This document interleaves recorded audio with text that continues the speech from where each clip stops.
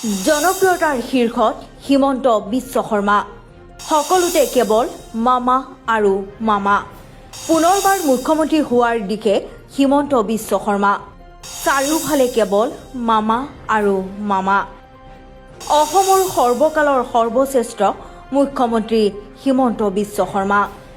ৰ'দ বৰষুণ একোৱেই বাধা দিব নোৱাৰে মামাক। অসমৰ জনতাৰ সমস্যা বহুত, নিজৰ কথা ভাবিবলৈ আহৰি নাই সেয়েহে মামাৰ।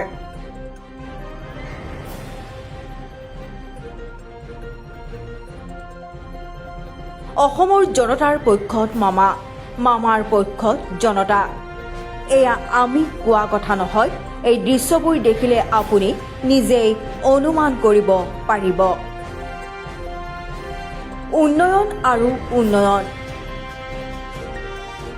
ৰাস্তা ঘাট, শিক্ষা, বিদ্যালয়, মহাবিদ্যালয়, হাস্পাতাল ক'ত হোৱা নাই উন্নয়ন।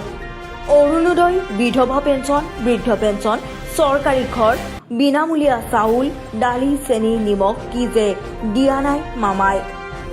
লাখ লাখ লোকক দিছে নিকা নিযুক্তি। মহিলাসকলক লাখপতি বাইদেউ বনোৱাৰ সপোন মামাৰ। যুৱক যুৱতীক আত্মনিৰ্ভৰশীল হ'বলৈ দিছে লাখ লাখ টকা। সেইকাৰণে অসমৰ জনতাৰ পচন্দৰ হৈ পৰিছে মামা।